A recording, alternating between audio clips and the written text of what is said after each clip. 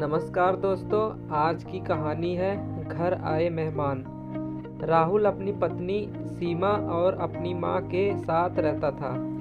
गर्मियों की छुट्टी में राहुल की बुआ फूफा अपने लड़के सोनू के साथ उनके घर रहने आए। घर आते ही फूफा जी राहुल से बोले कि यहाँ तो बहुत गर्मी है, घर में कोई एसी नहीं है क्या? राहुल की मां ने बोला, भाई साहब, अभी कुछ दिन पहले ही राहुल ने अपने कमरे में एसी लगवाया है। यह सुनते ही फूफा जी अपने बेटे से बोले कि सारा सामान राहुल के कमरे में ले जाओ।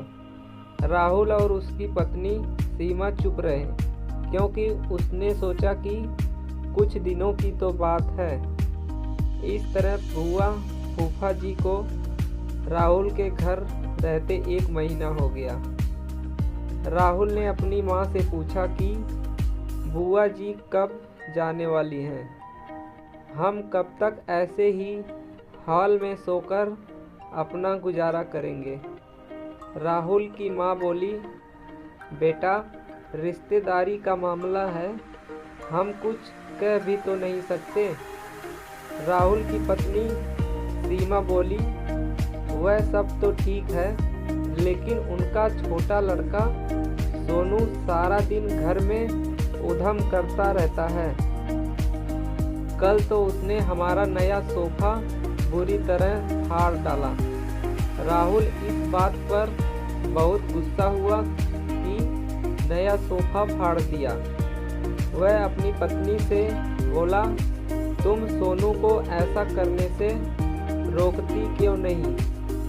सीमा बोली, जब से बुआ फूफा जी आए हैं, कुछ खाने की डिमांड करते हैं, जिससे मेरा और माँ जी का सारा दिन तो रसोई में ही बीत जाता है। राहुल ने कहा कि मैं अभी जाकर फूफा जी से पूछता हूँ कि वह आखिर कब जाएंगे।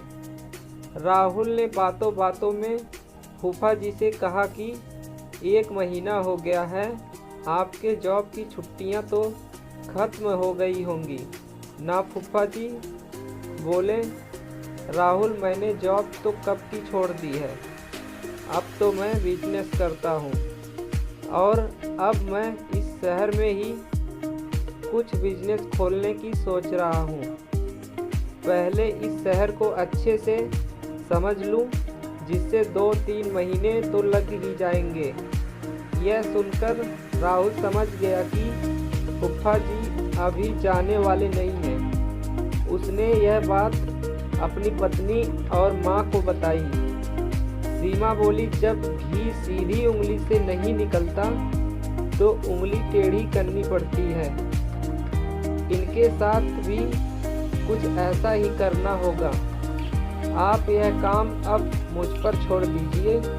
उसी रात बुआ और फूफा जी छत पर थे, तभी उनका लड़का सोनू चिल्लाता हुआ उनके पास गया और बोला कि मैंने अभी एक चुड़ैल को देखा है।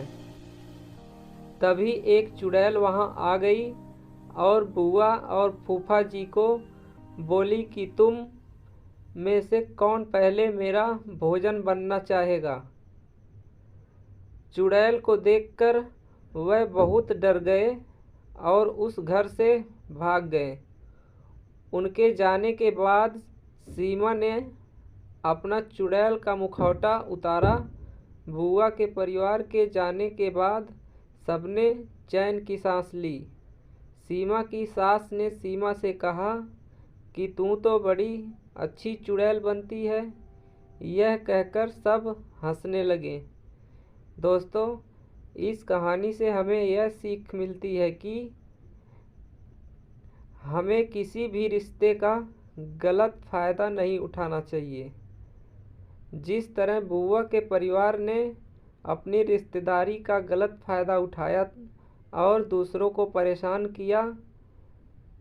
दोस्तों, इस कहानी से अगर आपको कुछ सीख मिली तो वीडियो को लाइक, शेयर और चैनल को सब्सक्राइब ज़रूर करें।